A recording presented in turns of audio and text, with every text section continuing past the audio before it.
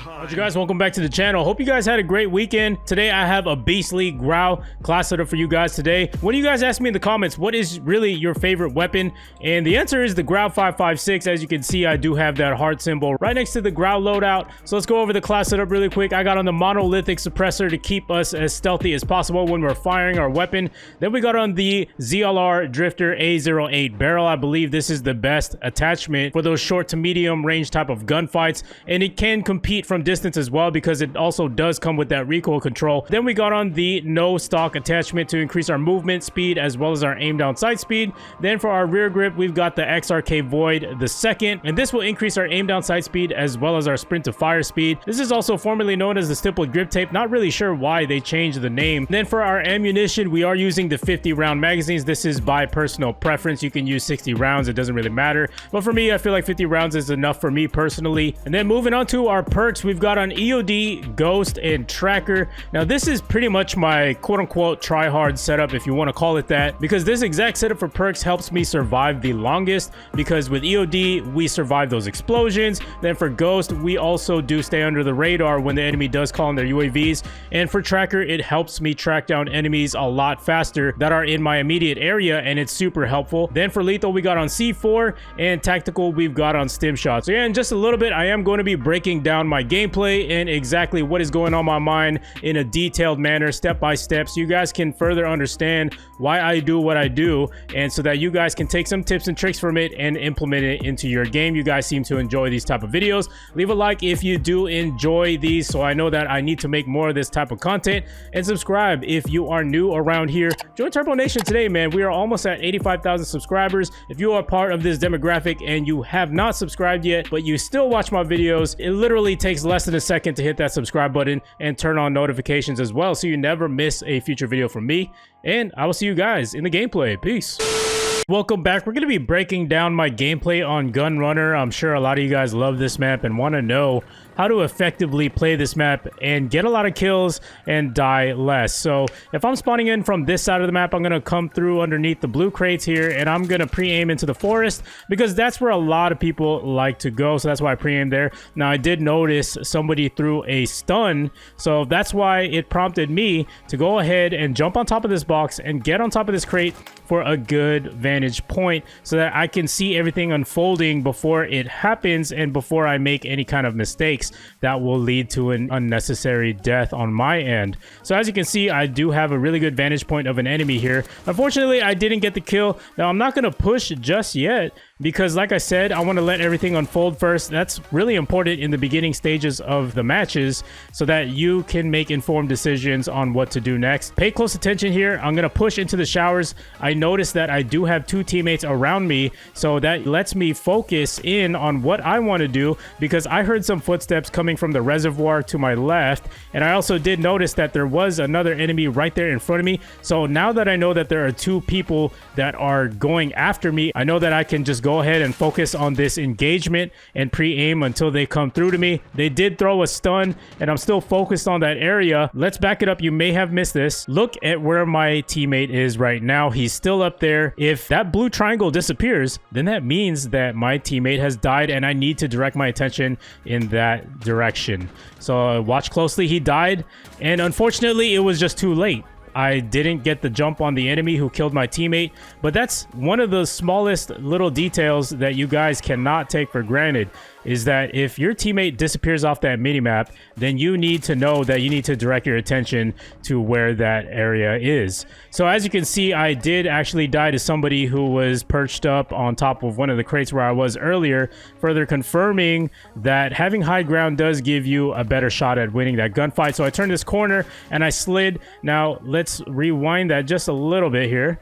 So before I turn this corner, the reason why I slid around this corner is because I didn't want this guy to hear my footsteps and predict my movement. So sliding around the corners definitely does make your movement less predictable, and that's why I decided to do that. And that's something that you need to practice as well, because if your movements are way too predictable, then that's how you're gonna die, and it's just gonna be frustrating. Like, how the hell did he know I was there? Because footsteps are just so loud in this game, and that's what you need to do to be able to prevent those type of things from happening. So here I am, and this guy just comes out of nowhere, and the reason why I survived that situation is because he was using an RPG and I had the perk EOD on. Now there is this guy in the corner. Now the reason why I approach with caution here is because if you pause it right there, I did notice that there were some red footprints that led to the corner here. That's why I knew to turn to the corner to get the easy kill. Now I'm letting myself heal. Now I did actually notice an enemy run by the railroad tracks. Now let me rewind that if you missed it. It was actually rather quick. That's why you have to be really aware of what's going on, or else you're going to be surprised.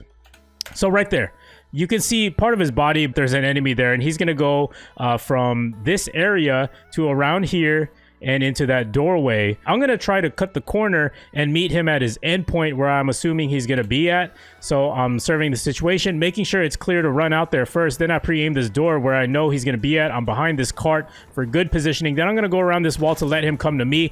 Unsuspectingly, there was another guy with an RPG going after me, so my first instinct is to get away from that situation because I know that I am for sure going to be outnumbered, and I'm going to try to flank that guy immediately. But I did hear some footprints in the reservoir, or footsteps, I'm sorry. Now I'm going to assess the situation. I'm looking at my dead silence before I make a move. Once it goes on, I'm going to turn it on so I can move around the map more freely without having to worry about my footsteps being heard. I'm going to pre-aim here. I did get that guy. That's the importance of pre-aiming. He did hurt me a little bit. Then I noticed this guy as well. That's why whenever I go on this end of the map, I'm always up here on the staircase so that I can see everything that's going on, so that it will tell me if it's safe to push forward or not, because there might be a lot of enemies in this area, and having that intel of knowing if the area is inhabited by a lot of enemies is very helpful and will help you determine what your next move is. Now here's this guy. I take him out. So I'm hurt again. That fire is blocking my way, so I'm forced to take prone. And I also did notice on my minimap, and again, like I said, you have to be fully aware. You got to make sure you're checking that minimap at all times. Now, this is where I'm going to go on the pursuit. I see his red footprints, so all I have to do is follow the footprints. So right before I get to this doorway, I'm going to be cautious because he might be looking right at me. So I take him out and I get the easy kill. Now I'm just assessing the situation where I need to insert myself amongst my teammates. So now I'm covering the middle part of the map. Look, I got a teammate right here in the forest, and I have another teammate watching this perimeter. So that must mean that I am in the correct position to watch this area of the map here, because this is exactly where they're spawning in from. All we have to do is pretty much just wait for them to pop out, and that's how you get those easy kills, and you don't need to compete with your teammates for those kills. So now I'm not going to push any further because I don't want to flip the spawns, and I know that this is where the enemies are spawning in from. So I'm gonna watch my teammate get into a gunfight, and I'm gonna take out that guy because I see him perching up on that ledge. And again, I'm still assessing the situation. UAV shows nothing, but I still want to check my back just to be sure. And I'm hearing footsteps, and I take that guy out. I did get my VTOL, but I immediately put my VTOL away because I heard some footsteps around the corner of this building. I pre-aim and I take that guy out. So you always have to be aware of your surroundings and listen for those footsteps, because they are very powerful and they will help you out in the long run. So I know that there's a lot of enemies around me right now. That's why I'm in this corner. I have no stim shot, and I know that there are a bunch of enemies around me. I did hear some footsteps right next to me, but the enemy does not know that I'm there. So that further confirms my suspicion. I see the bullet tracers right there, and this guy had popped out of nowhere. So let's see what happens here. I did get the kill on that guy, and I surprised him to my right, and he had no idea that I was there, and I quickly switched positions to take out that guy that just jumped on the box. Now I got my advanced UAV. So one thing I want to point out is that the reason why I keep moving from location to location, so for example, I've been farming a lot of kills here. I mean, look at that kill feed, man. If your enemies are smart, they're going to catch on to you. So no matter how long you hold down an area, they're going to find a way to kill you. And that's exactly why I decided to switch my location so that I keep the enemy guessing from where I'm at. So now this enables me to call in my VTOL, and I called it in here specifically because I want my VTOL to be out here patrolling this area, which will force my enemies to move to here. So what I'm going to do now is I'm going to move to the opposite side of the map that my VTOL is not at, so that I can wait for the enemies to pop out. So right now I'm just looking at where the enemies are going on that minimap, as well as my compass. I'm going to pre-aim here, and I'm also going to pre-aim here because I know that there's enemies there. He's head glitching. I don't want to challenge that because I could still die. So I'm going to jump around this corner and take him out. He's laying prone, and I did see he had a teammate as well, and I beat my VTOL to the kill. So there is also one last guy here in their spawn, and after this, the spawns are going to be flipping, so I'm going to make my way back to the other end of the map. So right now, I'm trying to assess the situation.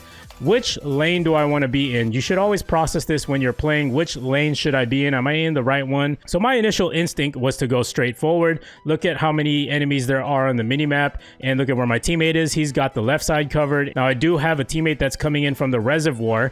So here he comes. So he takes my lane. So that means that I need to occupy a lane that isn't filled right now. So I make the adjustment. I turn the corner and I'm about to head into the building here. I'm not exactly going to push in. I'm just going to patrol the perimeter. And as you may have noticed, I don't push in too far because it could be dangerous. And I did notice some footsteps there.